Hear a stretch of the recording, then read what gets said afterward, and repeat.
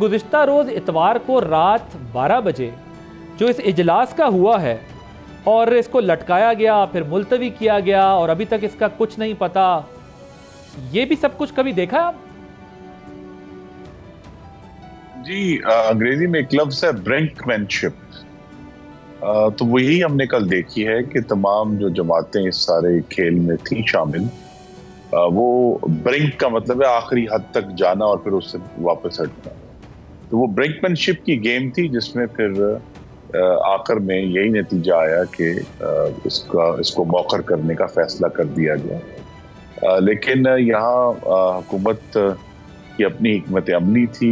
Opposition से ज़्यादा तो आई थिंक हुकूमत को अपनी जो अगर इस अमेंडमेंट को दोबारा लेकर आना है तो जो अपना सियासी मैनेजमेंट है और मुशावरत है उसको तेज तर करना होगा आने वाले दिनों में।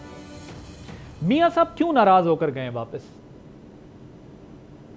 नहीं, मियां साहब जो बेहतर तो यह है कि उनके कोई तर्जुमान इस पर बात करें, लेकिन जो पार्टी तक बात यही आई है कि उनको ये इंप्रेशन दिया गया था आज से 4 दिन पहले कि मामलात जो हैं वो बिल्कुल कंट्रोल में है और ये बड़ा स्मूथली प्रोसेस हो जाएगा।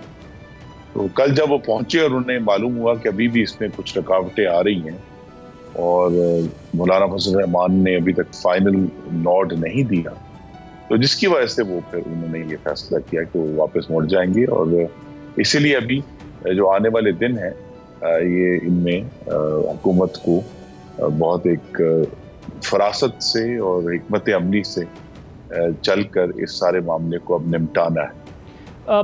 खुद नून लीग के अंदर भी इन तरमीम पर कुछ तहफ़्फ़ुज़ात हैं इसके ड्राफ्ट पर? जी नहीं, देखिए नून लीग ने इस सारी जो पाकिस्तान की जमहूरियत के सारे नशेब व फराज भी जिस तरह आपने कहा देखे हैं, हमने इसके धक्के और ज़ख्म भी खाए हैं। तो आपके नाजरीन तक ये ज़रूर ये बात पहुंचनी चाहिए कि ये मामला ये नहीं है कि हुकूमत के पास 222 लोग हैं या कितने लोग हैं और कितने लोग आ रहे हैं और जा रहे हैं। असल में तो हकीकत ये है कि मुल्क की सिमत का तयन करने की कशमकश हो रही है और वो 3 इदारों के दरमियान हो रही है, पार्लियामान, अदलिया और इंतज़ामिया के दरमियान।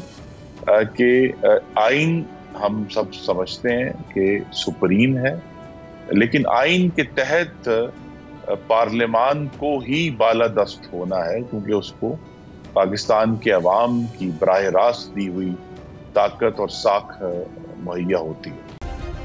सब्सक्राइब करें और बेल दबाएं ताकि कोई खबर रह न जाए।